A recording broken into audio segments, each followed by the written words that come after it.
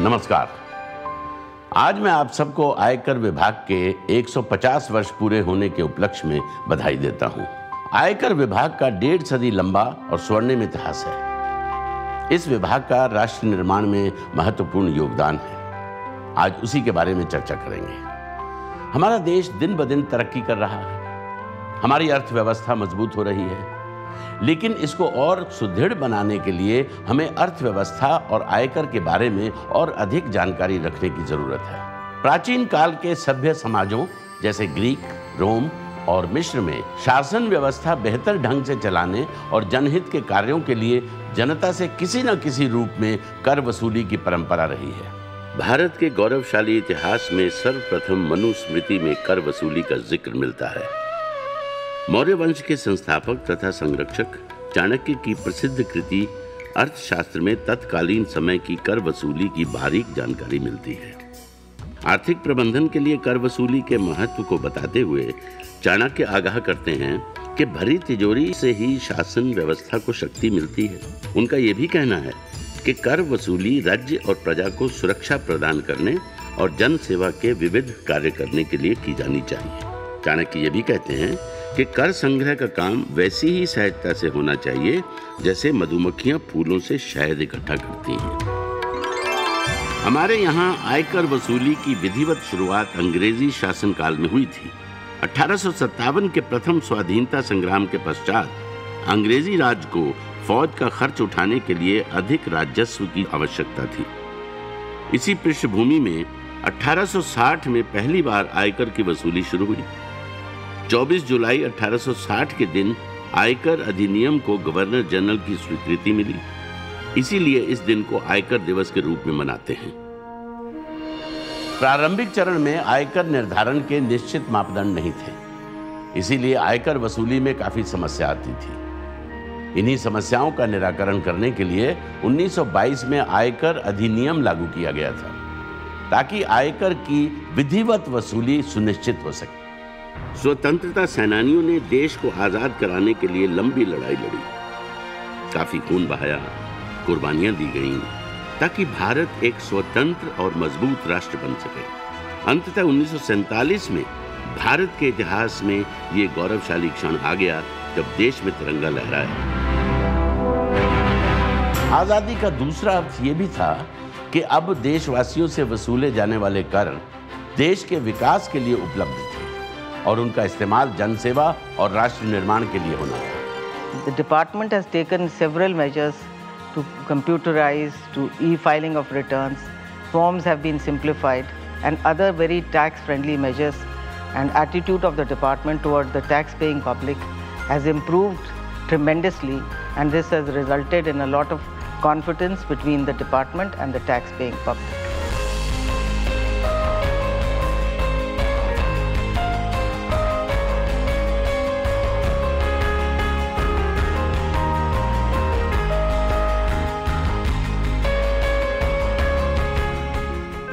मैं अब आपको बताता हूं कि मुंबई कितना महत्वपूर्ण है भारतवर्ष के लिए टैक्स के कलेक्शन के संबंध में। हिंदुस्तान का जो पूरा टारगेट है वो 4,30,000 करोड़ है और मुंबई का इस बार 1,50,000 करोड़। 37-38% जो टैक्स कलेक्शन है वो यहाँ से ही जाता है। इस चार्ज का महत्व हिंदुस्तान के लिए, भारत के लिए बहुत ही ज़्यादा है। यहाँ का जो करदाता है वो बहुत ही जागरूक है। आयकर के जो नियम हैं उसे अच्छी तरह पता है और जो यहाँ के जो चार्टर्ड अकाउंटेंट्स हैं, जो एडवोकेट्स हैं, वो भी उसको बहुत अच्छी सलाह देते हैं। और सबसे बड़ी बात यह है कि यहाँ का जो करदाता है वो देश के प्रति जो उसकी जिम्मेदारी है उससे बहुत अच्छी तरह अवगत है। ये बात बहुत बम्बई के बारे में अच्छी है। यहाँ के लोग बड़ा प्रोफेशनल अप्रोच रखते हैं।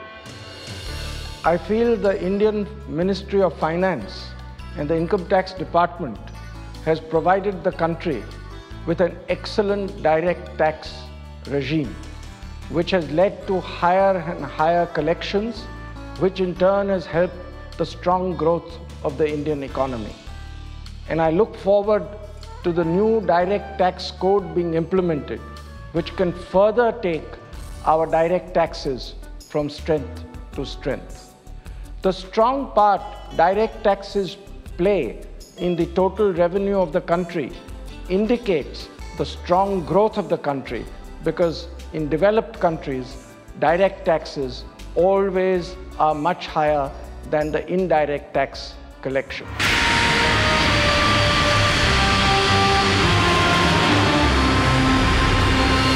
आजादी के बाद देश की आवश्यकताओं के अनुसार बदलती हुई नीतियों के परिप्रेक्ष्य में आयकर विभाग के अधिकारियों ने समय समय पर अपनी कार्यप्रणाली में आवश्यक परिवर्तन किए। देश के विभिन्न हिस्सों में कार्यरत आयकर विभाग के अधिकारी और कर्मचारी दिन रात कड़ी मेहनत करके प्रतिवर्ष अधिक से अधिक आयकर जुटाने का प्रयास करते हैं। साथ में ये भी सुनिश्चित करते हैं कि कोई व्यक्ति, कंपनी या संस्था कर अपवंचना न कर सके। आयकर विभाग के कई अधिकारियों को विशिष्ट सेवाओं के लिए राष्ट्रीय पुरस्कारों से सम्मानित किया गया। श्री आर.वी. रामास्वामी, आयकर आयुक्त, और श्री पी.एन. दुबे, रिटायर्ड मुख्य आयकर आयुक्त, को पद्मश्री और केंद्रीय प्रत्यक्ष कर बोर्ड के अध्यक्ष श्री एस.आर. मेहता को पद्म भूषण से सम्मानित किया गया है। आयकर विभाग की सर्वोच्च संस्था केंद्रीय प्रत्यक्ष कर बोर्ड के अध्यक्ष श्री एस.एस.एन. मूर्ति हैं, जिनके कुशल नेतृत्व में विभाग ने प्रगति के कई नए मुकाम हासिल किए हैं। आइए श्री मूर्ति जी से जानते हैं विभाग की वर्तमान स्थिति और भविष्य की चुनौतियों के बारे में। From a very humble beginning, we have now grown to one of the premier organizations in the Government of India. Our income tax collections are almost touching 4 lakh crores in the year, and this is a big contribution to the kitty of Government of India. From humble beginning, we have made the department highly mechanized.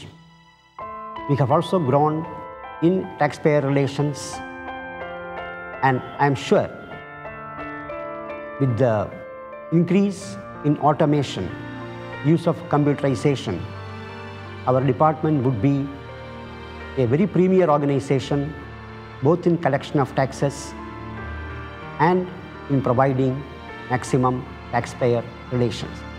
आइए फिर लौटते हैं विभाग के इतिहास की तरफ।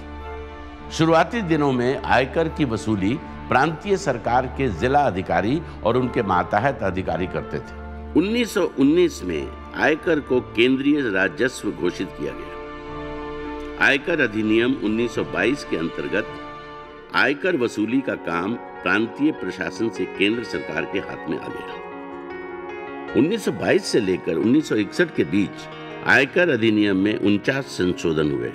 इसी दौरान आजाद देश की आर्थिक नीतियों से तारतम्य बिठाने वाले नए आयकर अधिनियम की आवश्यकता महसूस हुई और 1 अप्रैल 1962 से नया आयकर अधिनियम 1961 लागू हुआ। 1961 के नए आयकर अधिनियम में जिन पहलुओं पर विशेष ध्यान केंद्रित हुआ वे हैं पंचवर्षीय विकास योजनाओं के लिए राजस्व की उपलब्धि, बचत योजनाओं व दीर्घकालीन निवेशों को बढ़ावा, कर ढांचे को सरल तथा तर्क संगत बनाना और आयकर विभाग को अधिक कार्यकुशल बनाना। It is commendable that the cost of tax collection in India is among the lowest in the world.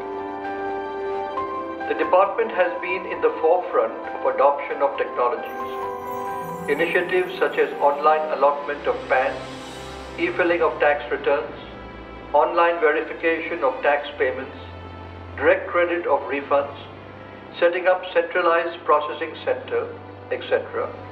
Looking ahead, being aware of the ground realities, the number of taxpayers is bound to grow rapidly in the years to come, and the department would require sophisticated tools for risk-based evaluation and assessment. I also reckon that the next few decades will emerge as India's years in socio-economic development, and it will become inevitable to have more certainty in taxes without pursuing multi-layered litigation. 1971 में विभाग ने सभी करदाताओं की देशव्यापी स्थायी पहचान सुनिश्चित करने के लिए परमानेंट अकाउंट नंबर की महत्वाकांक्षी योजना आरंभ की। आज करदाताओं के लिए पैन कार्ड एक अनिवार्य पहचान पत्र बन गया है। इसका उपयोग बैंक खाता खोलने और रेलवे तथा हवाई यात्रा के समय पहचान पत्र के रूप में मान्य है। निकट भविष्य में और भी कई क्षेत्रों में पैन कार्ड की उपयोगिता बढ़ेगी। आज मैं आपके सामने एक भारतीय नागरिक अक्षय कुमार बात कर रहा हूं। सबसे पहले और सबसे अहम बात, हर नागरिक का अपना पैन कार्ड होना बहुत जरूरी है। मैं खुद बड़ी खुशी के साथ आयकर अदा करता हूं, यानी कि इनकम टैक्स अदा करता हूं। ये तो मेरा कर्तव्य है। मुझे मालूम है कि आपके हमारे इस योगदान से सरकार के पास एक अच्छी खासी पूंजी जमा हो जाती है, जिससे राष्ट्र निर्माण के कई सारे काम सरकार चलाती है। सड़क निर्माण, बिजली निर्माण, इंफ्रास्ट्रक्चर निर्माण। हम सबको मिलके हमारे देश को एक आधुनिक राष्ट्र बनाना है। इसके लिए राष्ट्र को आपकी और आपके सहयोग की जरूरत है। इसलिए मैं चाहता हूं कि हर भारतीय नागरिक आयकर अदा करे, यानी कि अपना इनकम टैक्स भरे। आयकर विभाग के अधिकारियों और कर्मचारियों को उनकी नियुक्ति के समय गहन ट्रेनिंग दी जाती है। इसके अलावा सेवा के दौरान भी लगभग प्रतिवर्ष वार्षिक बजट में होने वाले आयकर अधिनियम के संशोधनों की जानकारी प्रदान करने के लिए समय समय पर ट्रेनिंग दी जाती है। विभाग का पहला ट्रेनिंग कॉलेज 1957 में नागपुर में शुरू हुआ था। 1981 में इसी ट्रेनिंग कॉलेज का विस्तार हुआ और नागपुर में ही केंद्रीय प्रत्यक्ष कर अकादमी का नया कैंपस शुरू हुआ। We also train officers from abroad like Tanzania, Sri Lanka, Bhutan, Oman and Bangladesh. अकादमी आयकर विभाग के वरिष्ठ अधिकारियों के सर्वांगीण विकास में महत्वपूर्ण भूमिका निभाती है तथा उन्हें भविष्य में आने वाली चुनौतियों का सामना करने के लिए तैयार करती है। Today's direct taxes contribute more than 4 lakh crores. In fact, the target for this year is 4,30,000 crores. This is done with the help of manpower consisting of 56,000 people, out of which 4,000 officers belong to Group A. All this population requires to be trained. This is done by the Academy with the help of 7 regional training institutes and 23 MSUs. We got regional training institutes at Ahmedabad, Bangalore, Chennai, Chandigarh, Kolkata, Mumbai and Lucknow. Besides, we got 23 municipal staff training units at various parts of the country. In these 16 months, they are taught direct taxes laws, accounts, information technology, then allied acts, that is business laws, and office procedure and financial rules. The academy has a good campus. We got all facilities like gymnasium. They also take part in yoga, judo and karate. ये तो हम जानते हैं कि सरकार income tax का इस्तेमाल देश का इंफ्रास्ट्रक्चर बढ़ाने के लिए करती है, लेकिन शायद आप ये नहीं जानते कि इनकम टैक्स का उपयोग और भी कई जनहितकारी योजनाओं में होता है, जैसे महिलाओं के लिए, समाज के कमजोर और पिछड़े वर्गों के लिए बनाई गई योजनाएं, खेल साहित्य और संस्कृति को बढ़ावा देने वाली योजनाएं, पर्यावरण की सुरक्षा की योजनाएं,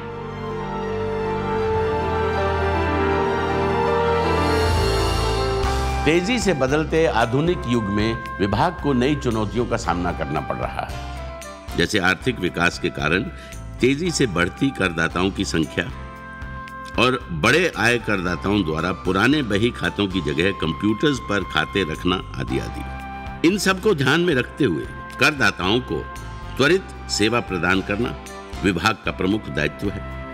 इसीलिए विभाग का तेजी से कंप्यूटराइजेशन किया गया है। पैन कार्ड बनवाना भी अब बहुत आसान हो गया है। करदाता अब आयकर की विवरणी अपने घर या दफ्तर में बैठकर ऑनलाइन भर सकते हैं। आयकर विभाग की अधिकृत वेबसाइट पर भी काफी सूचनाएं उपलब्ध हैं। आज की युवा पीढ़ी से मैं खास तौर पर यह कहना चाहता हूं कि ये सब आपके लिए ही है। आप लोग ही देश का भविष्य हैं। इसलिए आगे आइए और देश की अर्थव्यवस्था से जुड़िए। आयकर का भुगतान कर देश की तरक्की में सहभागी बनिए। Friends, 150 years in the life of any organization is important.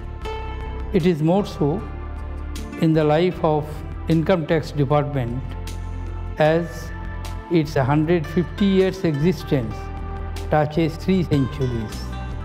Established in 1860, it was developed over the whole 20th century, and now it has entered into the first decade of the 20th century.